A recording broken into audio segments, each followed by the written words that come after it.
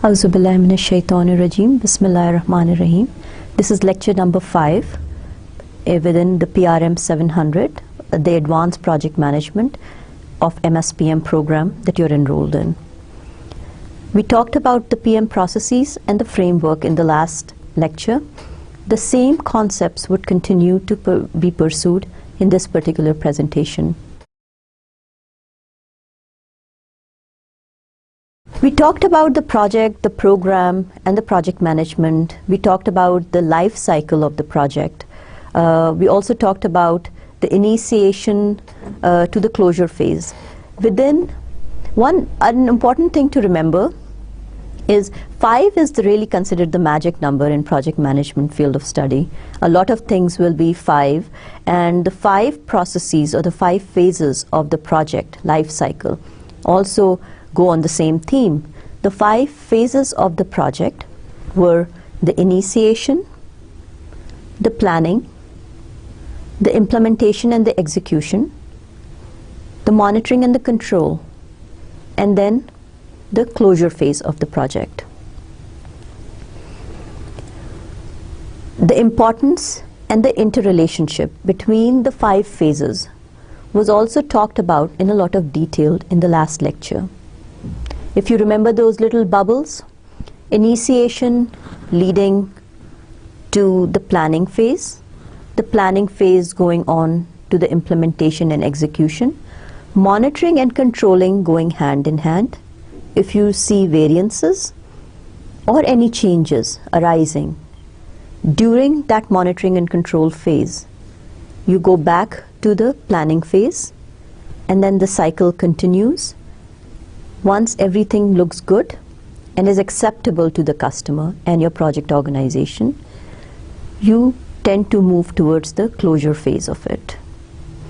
I also try to tell you about a situation where during the initiation phase, your customer sees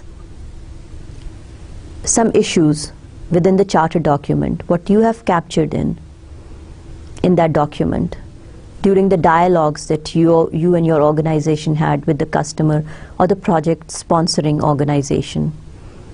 The customer or your own project organization can decide not to proceed with the project. In that particular situation, when you're dealing in the initiation phase or dealing with the processes of the initiation phase, you can actually go down to the closure phase. So there could be a dotted line between the initiation phase and the closure phase. And the closure phase would include closing out of some of the resources, the laptop, the desktops, the phones, or any human resource that were actually brought in to support you with your project. So that is probably the only situation where you can go from the initiation to the closure phase. But move during any phase of the project, there could be a situation where you can decide as an organization to go or not to go ahead with the project. In that case, closing phase is always the phase that has to be quickly dealt with in any of those situations. So one is the normal movement going into the closure phase. A sign-off is needed from every phase, movement from every phase to another phase. So there's a mutual understanding that the project is progressing at the right pace. No matter what phase the customer or your project organization decide not to progress further, the closure phase activities need to be dealt with at that point in time. Let's reiterate with this particular slide about some concepts about project management. It comprises a set of interrelated processes and tools, ranging from simple to complex, and is based on the accepted principles of management used for planning, estimating, and controlling work activities with a view to developing specifically defined outputs that are to be delivered by a certain time to a defined quality standard and with a given level of resources, so that the project goal and outcome and the benefits are realized. Effective project management is essential for the success of any project, whether in the private or the public sector, and irrespective of its category, size, and complexity. So project management comprises of set of interrelated processes and tools, different techniques that are coming in. And we are generalizing all methodologies that are out there. Whenever you see the need for effective and efficient implementation of processes to get to your desired output in a given amount of time frame, monitoring the level of budget that has been provided, and monitoring the activities of the resources that were given to you, and still trying to meet or exceed the original customer's requirement or need, you need to adopt project management. Management by projects treat many aspects of ongoing operations as projects in order to apply project management techniques to them.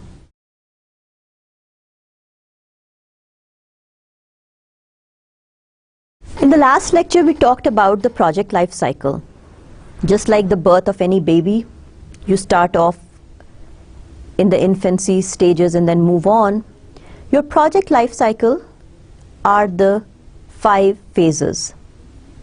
In this particular slide, we're also going to come in terms with different terms and terminology that are used across the board for some of those phases. Initiation is widely used in the world of project management, but you also hear the word concept and feasibility. Again, you need to understand that the feasibility study should be done by your project customer prior to bringing the work to your project organization and ultimately to you, or hiring of you or assigning of you as a project manager. So it's a feasibility. The word feasibility here only draws line between the communication going on between the project organization and the customer organization, and making sure that after that communication there is still a need to pursue on with the project, and there is a mutual benefit to the customer and to your organization by the implementation or execution of this particular project. And mutual benefit doesn't always mean money benefit. We're going to talk about that in the next lecture or in the next few lectures also. The mutual benefit could also be getting your foot in the door by handling a project segment or a new technology that you are really interested in as an organization to work on, and this is a research and development opportunity that you have. So let's not always put money as a mutual benefit solution. The next phase is the planning. It is also called the development phase. Sometime during the planning phase, prototypes are developed depending on the need of the project. The next 2 are typically called the same name, whichever organization, whichever industry you're working in, but execution and implementation, meaning this is the time when all that is planned has to be executed, actually put on the paper, and now it's the time. In the planning phase it was put on the paper, and now it's the time to actually start working through those tasks. While you're executing, you're monitoring those activities, and that is the controlling and the monitoring phase of the project. You may come across different terminologies for these phases, The idea is that you will be able, by the definition of these phases that was given to you in the last lecture, you'll be able to put those activities in certain phase of a project. Every phase has to be done except of situations that were described to you in the earlier slide for successful completion of the project. The last phase is the closeout. I hate the word termination, but that is still a word used in many organizations. And then the finish of the project. So the 5 phases of the project constitute the project life cycle.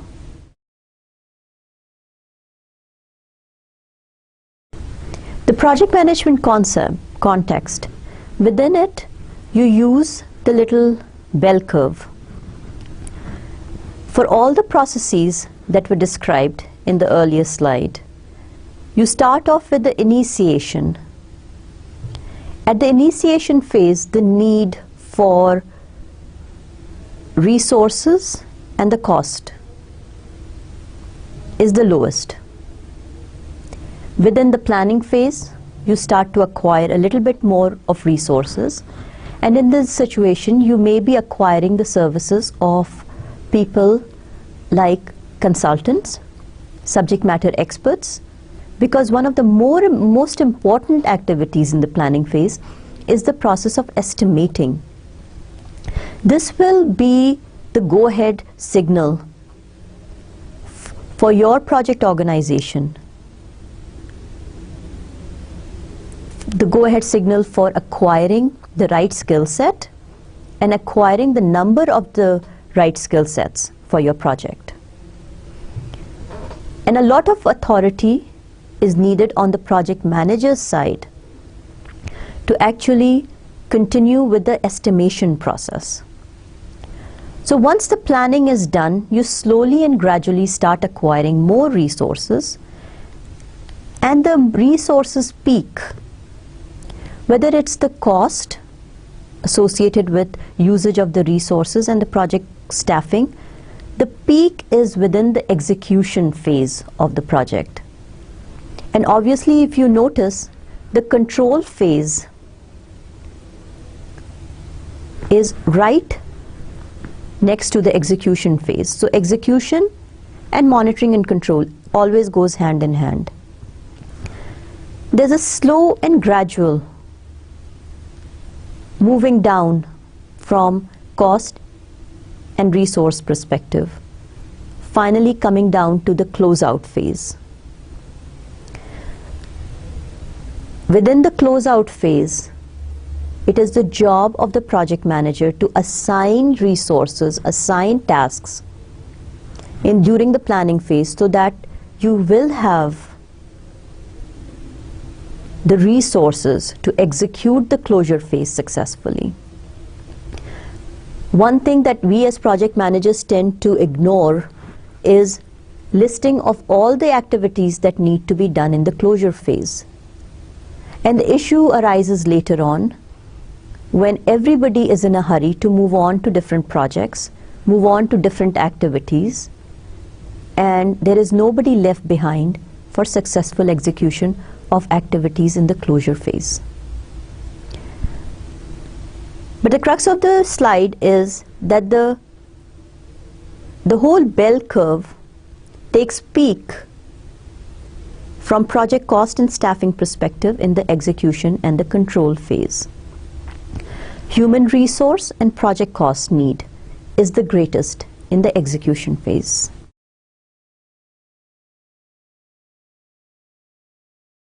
For the Planning Commission of Pakistan, the project management life cycle is a little different, and we're going to use this as an example to talk about the different terminologies that are used for different phases of the project. PC1 is the preparation of the project. PC2 is the feasibility study. If you look at the outer crust, that is the phase that is given the name of identification and formulation.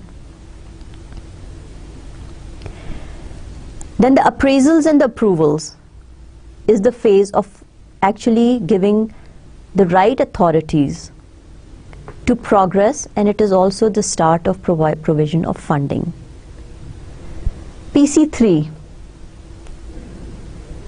is the monitoring and the controlling aspect of it. It's the implementation phase, the activation, the work cash plan. Okay. And then the PC4 is the closure or the completion phase of it. There is also a PC5 in here, which is the ex post evaluation. We call it the maintenance. For a program, there is a maintenance, the warranties and the guarantees. But for a project, at the closure phase, your project terminates or comes to an end. For the Planning Commission of Pakistan, there's a PC5, which is the annual operational report, verification of input, output, outcome and impact. So there is a phase given to your project or a program where some verification is going on, whether the intent of the project is met or not, or does it have end user acceptance. All that to some extent should be done in the project closure phases.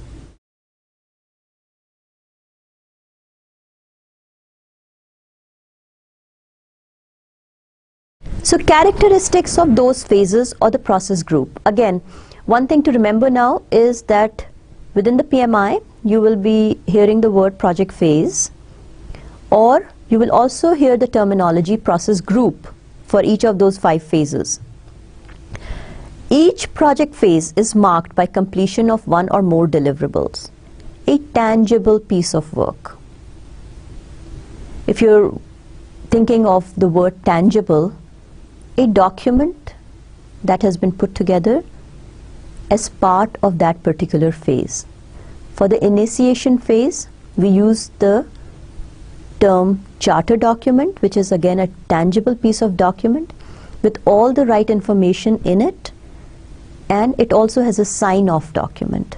So each project phase should have a document that can be signed, so the project manager is given the authority to move on to the different phase or the next phase of the project. I shouldn't use the word different, or the word should be used is the next phase of the project. The phase end review. For every particular phase, there should be a phase end review which determines if the project should continue to the next phase. The exception being the implementation and monitoring and control, which are going hand in hand. And the tangible piece of documents within those phases will be your status report given to the customer and the sponsor on a regularly or predetermined interval. The characteristics of the project life cycle serves to define the beginning and the end of the project. Project life cycle, obviously, if you look at the bell curve, is collection of all 5 project phases.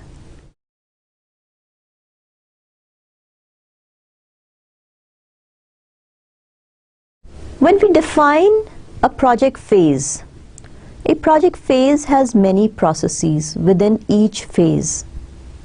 So we talk about the project life cycle. The project life cycle has the 5 phases going here, and each of the phases has processes within it. How do you define a process? A process are series of actions bringing about a result. Individual processes within a process group are linked by their inputs and outputs.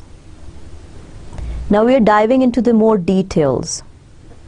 Project life cycle, phases, process. Each process has 3 things: inputs, tools, inputs, outputs, and in between the tools and techniques applied to get you from the input to the output.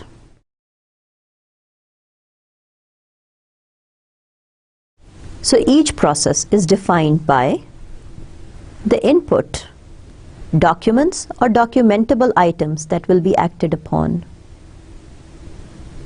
tools and techniques, mechanisms applied to the inputs to create those outputs. And ultimately, we are all trying to get to the output, which are documents or documentable items that are a result of the process. So again, project life cycle, the 5 project phases, the processes within the phases, each process having inputs, outputs, and the tools and techniques that are applied to produce that output.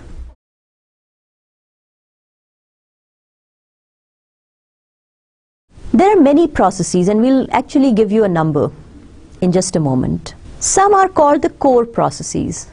So each phase has many processes. Some are called core processes. The word core will be mandatory, have to be done.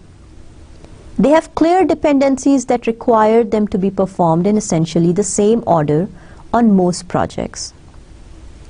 For example, if the processes are planning, estimating, development, testing, and so on and so forth, all these processes, the process of planning, the process of estimating, the process of development, then the process of testing, have to be done in a certain sequential order. And these are some of the processes that have to be done, whether the project is simple or complex, small or big, medium or bigger range. Then some are called the facilitating process. The facilitating processes are dependent on the nature of the project. They are performed intermittently as needed, but are not optional. So don't assume that facilitating processes can be omitted. They are not optional, but they can be done in different orders within the different phases of the project. And some of those examples will be the quality assurance process or the CCB meeting. The CCB meetings are the change control board meetings. Whenever there is a change and the change hits upon the constraints of meeting the time, the target, the intended scope or the budget, then that the sponsors and the high-level sponsors of the project organization and the customer organization need to sit down together and understand the benefit of it. And they would be the responsible or the authoritative group that will say, yes, go ahead, or do not go ahead with that particular change. The combination of those authoritative roles make up the CCB, which is the Change Control Board. So whenever there is a change that hits upon the constraints or turns on the red signal that your project, if that change is implemented, your project can get delayed or cannot meet the intended targets, then you will call upon the CCB meeting as needed. So the CCB meeting is a process which is a facilitating process and should be done and can be done multiple times or as needed. Next one could be sponsor reviews, and the list can go on. I can come up with several more examples, but I think that will be wasting your own time. I hope you understand the difference between the core process and the facilitating process. Assume that facilitating process is not optional. That has to be done, but can be done many times, or it can be done in different orders depending on the needs of your project. Core process, obviously, if you look at the example, has to be done in a certain sequential order. Obviously, you cannot test something out before you haven't even planned it or estimated it.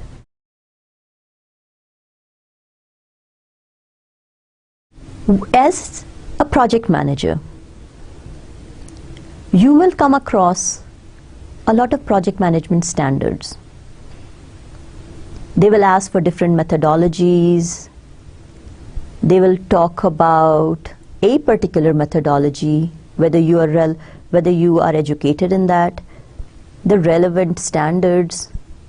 So if I can put that into two groups, there is the one which is the off-the-shelf project management standards. Off-the-shelf project standards, and do not think that these are any low standards. These are big organizations, big industries who have come together or have put together the best industry practices.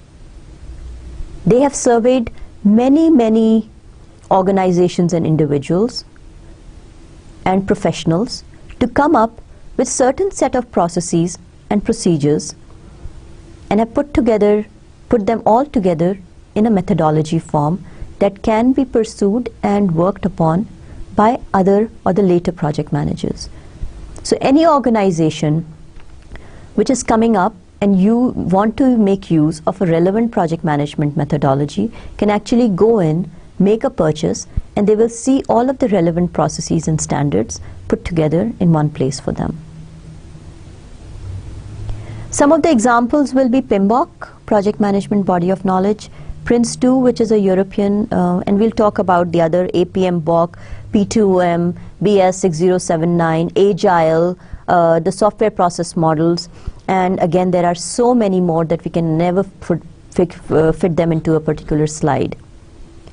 Then comes in the in-house project management standards and methodology.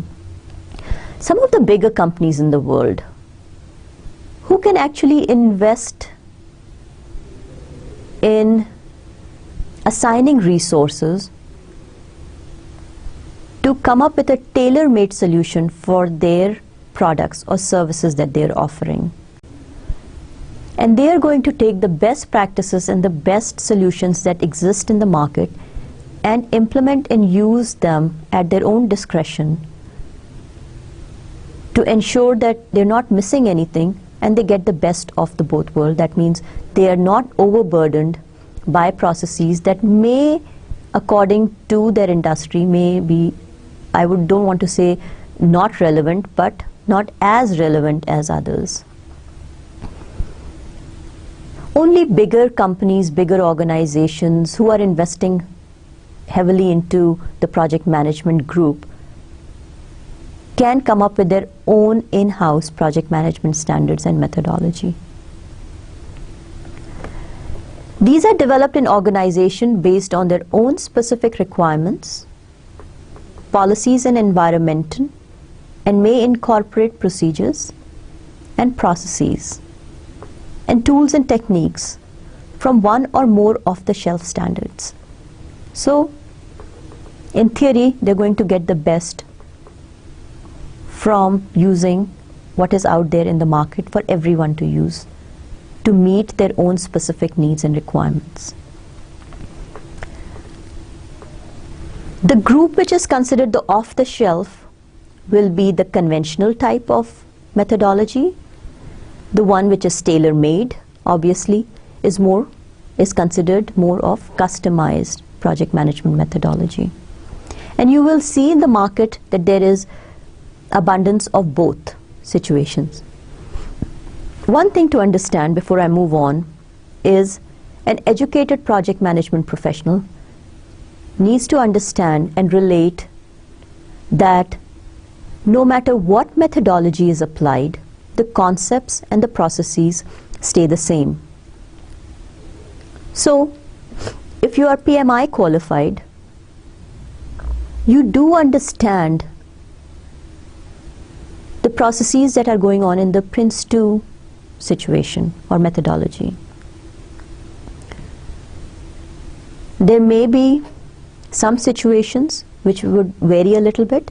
However, an educated project manager would understand the processes needed to make the most of the resources that are provided to come up with effective and efficient implementation of the project. So what is project management methodology? We talked about that in the previous slide. From the definition perspective, a methodology is a framework of processes and tools tested on diverse projects. Some of the reputable international organizations for maintaining worldwide standards and certifications for project management are PMI, Project Management Institute. Their website out there is www.pmi.org. I would strongly encourage all of you to actually try to go in there and check their website out. At this point in time, they are the leading resource for providing project management guidance to the world. Some of the other names that I found that I thought I can include in that slide and that should be mentioned are Prince2. Basically, Prince2 is very famous in the European nations and in the Europe continent. But the Prince2 is projects in controlled environment. The letters are underlined of what constitutes the word Prince2. And then the IPMA, the International Project Management Association. And then the APM, the Association of Project Management. Again, one of the things that I would encourage you to go and do after the lecture is to go Google these sites and find out what they're all about. And once you dig a little bit deeper, you will find out, without even going and registering, without even obtaining any books, you will realize that some of the terms and terminologies, the lingos, are common across all of the platforms. So, no matter what methodology is being used, as a learned project manager and an educated project manager, you would have an understanding of all the processes that are going on within any methodology that is being applied to the project of your choice. The project management body of knowledge, PMI's guideline to managing projects. The Project Management Institute's body of knowledge, PMBOK, P-M-B-O-K, is perhaps the most widely acknowledged and popular project management standard in existence. It is the basis for the PMI's coveted PMP certification examination. If you have worked or have gone out and researched project management, at this point in time, you already may know the leverage and the authority that PMI has in the world of project management.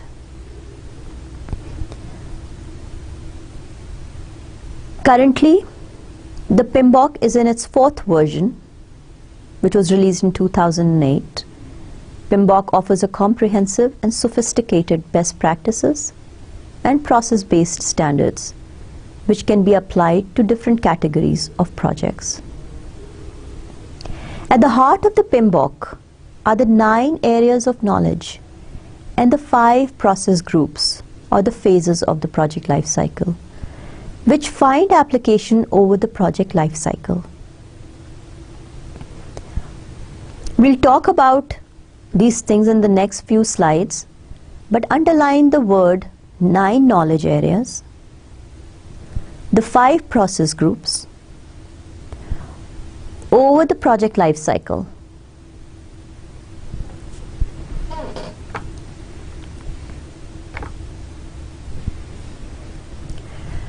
So what are those 9 knowledge areas? Project management knowledge areas, and again you have to distinguish the definition. So we're going to put in per the PMI, the Project Management Institute. These knowledge areas describe project management knowledge and practices in terms of its component processes. And subsequently, these 9 knowledge areas have a relationship to the 5 process groups, which are the 5 phases of the project life cycle.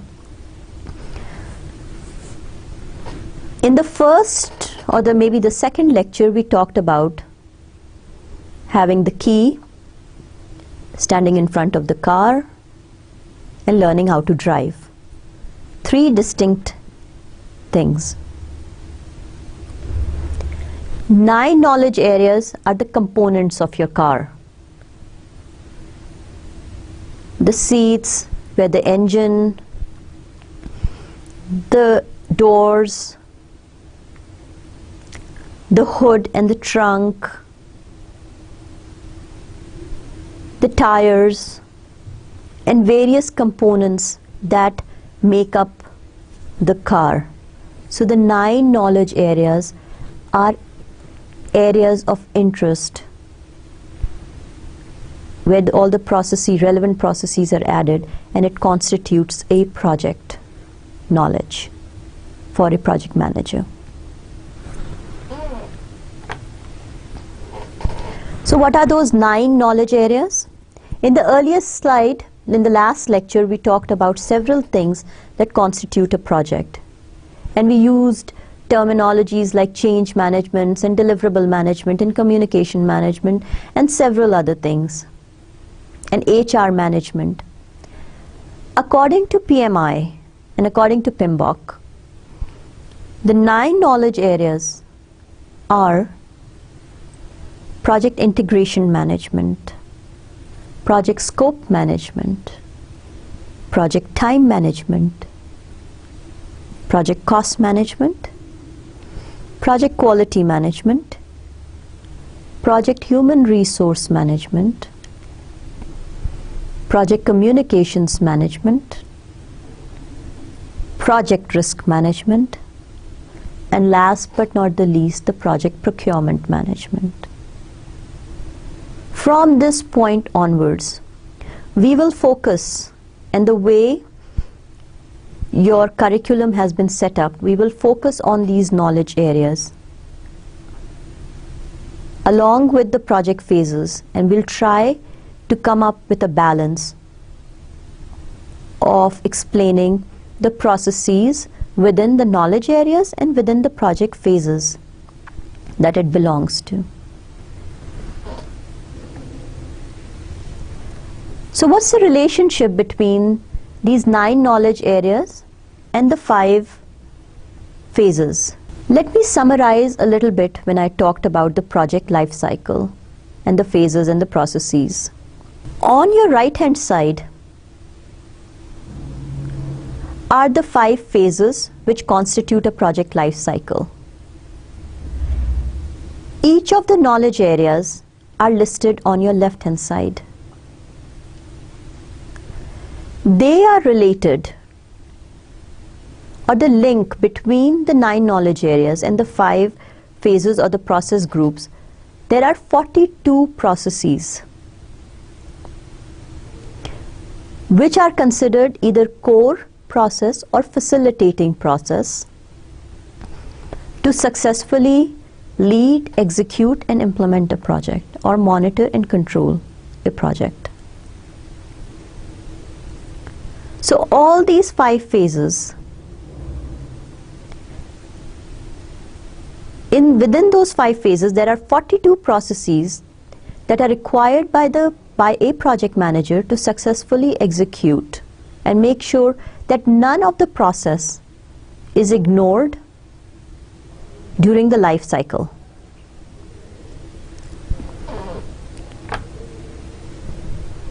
What are those processes?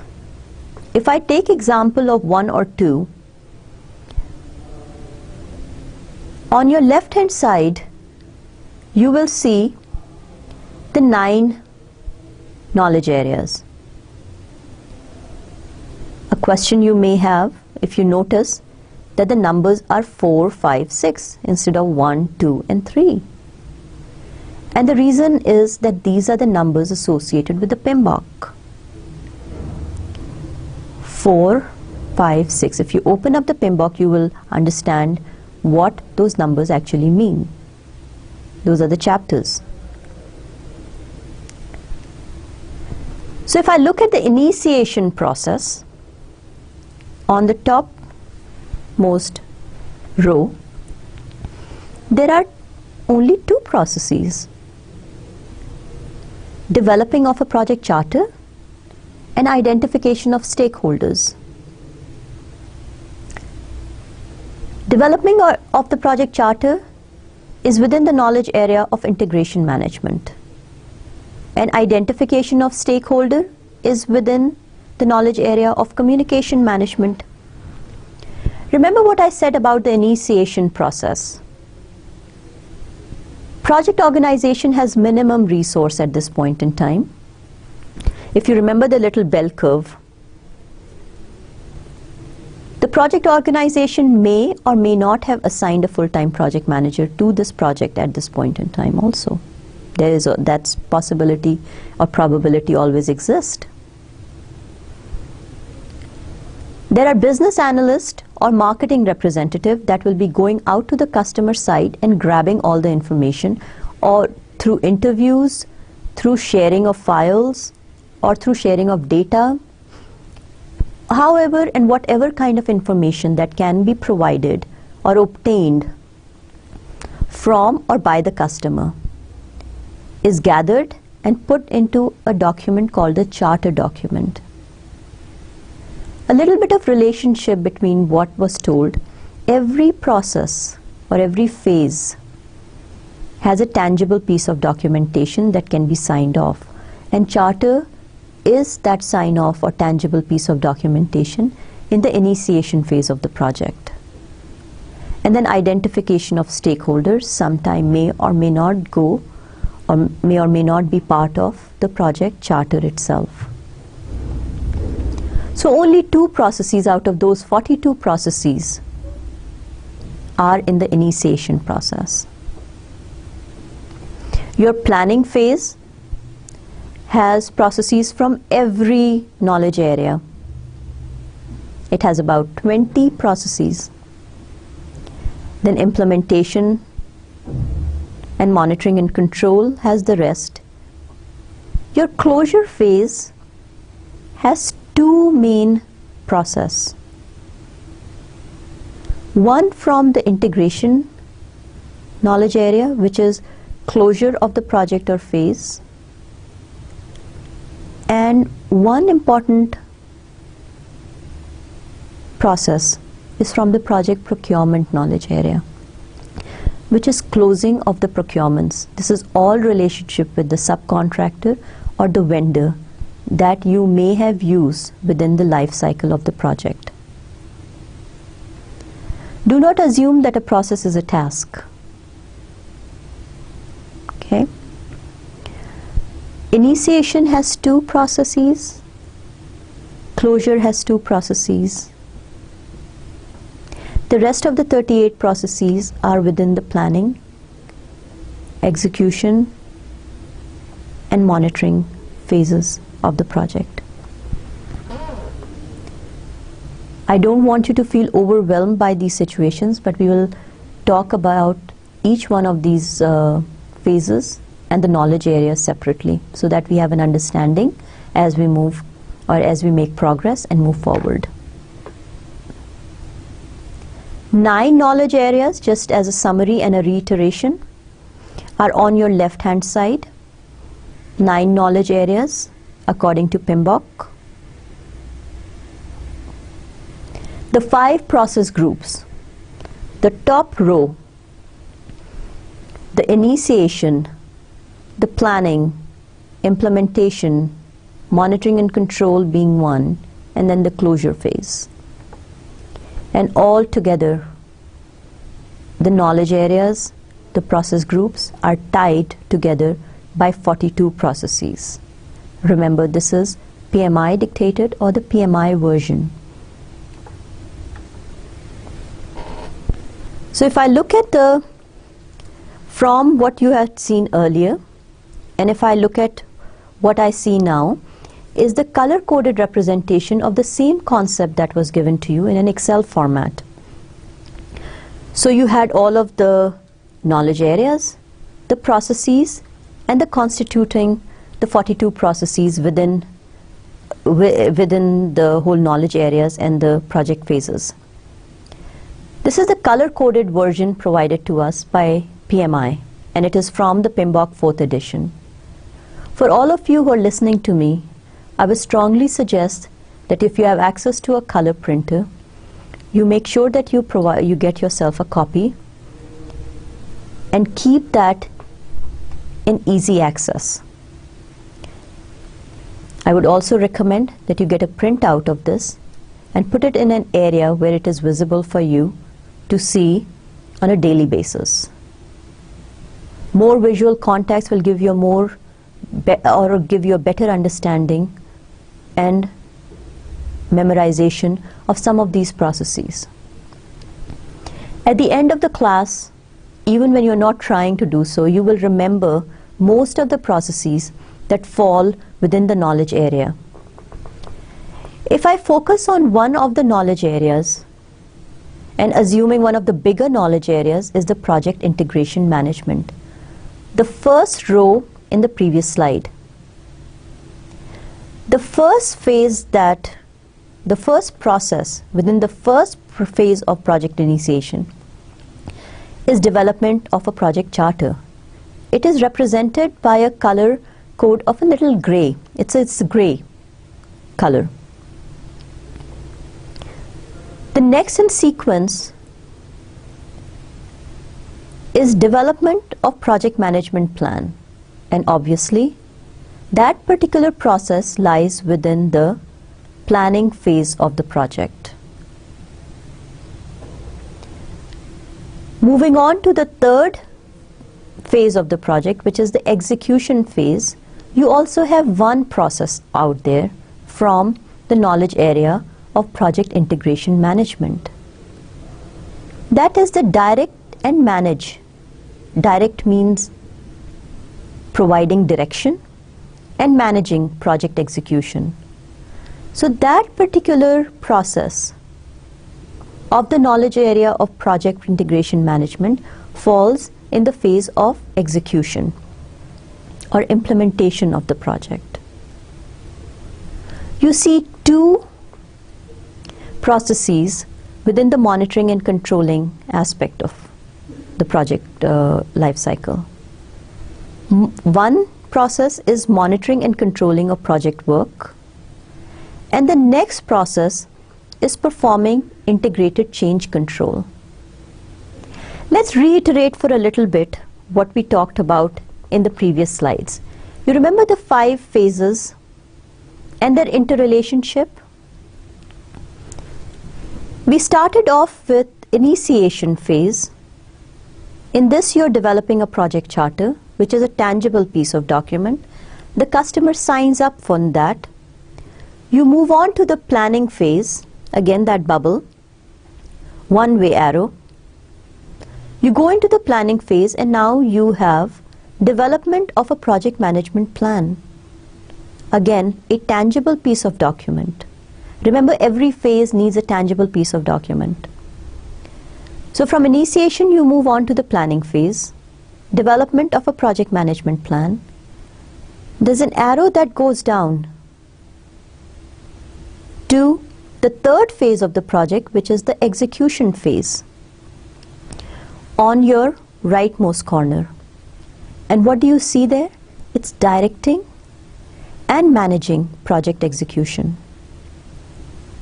You go down to the 4th phase of the project, and which is monitoring and controlling your project work. There's another process that goes on.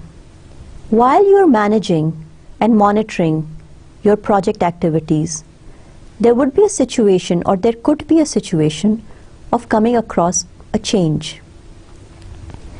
That process is performing integrated change control. This particular process can actually lead you to going back to the drawing board or to the planning process. Remember that little arrow that went back to the planning process? You go back, you do execute all that. And once all is said and done, you come down and you are in the closure phase of the project. And lo and behold, there is a process waiting for you there, which is, if you look at the topmost left-hand corner, right next to the initiation phase, is within the closure phase you see a process, color-coded gray, part of the project integration management knowledge area, is the closing of the project or closing of the project phase. Altogether, if you see, you have 1, 2, 3, 4, 5, and 6 processes within the project integration management knowledge area, scattered across the 5 phases of the project. If I briefly before actually summarizing the activities, if you look at the different color-coded, you will see different knowledge areas scattered all across this little picture. I cannot lay more emphasis on the importance of this particular slide than what I've already done. This is one way of showing you which phase each of those processes are laying. So the initiation phase has 2 processes. Next to it, closure has 2. Execution has 8 processes out there. Monitoring and control have about 10 processes. But the biggest bulk of it is under the planning, which has 20 processes out there. Some of those arrows would represent facilitating processes, but don't spend a lot of, or the core processes, but don't spend a lot of energy and time on understanding the relationships between these processes. The important thing is to know and understand the knowledge areas, the processes that lie within these knowledge areas, and then where do these processes lie in the project phase or the project life cycle division. Let's go back a little bit. The 9 knowledge areas, there are 9 knowledge areas on your left-hand side. The top row is the 5 process groups. Within it, there are 42 processes. This picture clearly represents all of that. So summarizing, what did we actually do within this lecture? The important thing to understand is in the last lecture and this particular lecture is the understanding of the fact that there are different phases in a project life cycle. The interrelationship between the 5 phases. Initiation going into closure, the exceptions, or any of the phases going into a closure phase, and these are considered exceptions. But there's a certain movement, there's a certain wave of going in, going out kind of movement between the different phases of the project. Why are we using different methodologies and what's the use of it? These are best practices out there. And no matter what methodology you're asked to deliver upon, if you are an educated project manager or a project management professional, you do understand that no matter what methodology is being used, you actually do understand the processes that are required, the methods or the tools and techniques that are required to successfully initiate a project, plan a project, implement and execute a project. While you're in execution, you will be monitoring and controlling your project and successfully leading your project to a closure phase. And while you're moving across these different phases, you are developing a tangible piece of document in each of the phases that the customer gets to see, appreciate, and sign off, and authorizing you to move on to the next phase of the project. Within these, the 9 knowledge areas, according to PMI, are the components or the grouping of knowledge of project management. You need to know the listing of all those 9 knowledge areas, which is very important. Throughout the rest of the curriculum, this is how your whole curriculum is divided. So at the end of it, it will come in as a second-hand knowledge to you. You will know it. You do not need to memorize any of this, but I would again suggest that if you put this in a visible spot, and if you have an opportunity to implement some of those processes, you will know it automatically. It's a good thing to understand how many processes and where those processes exist.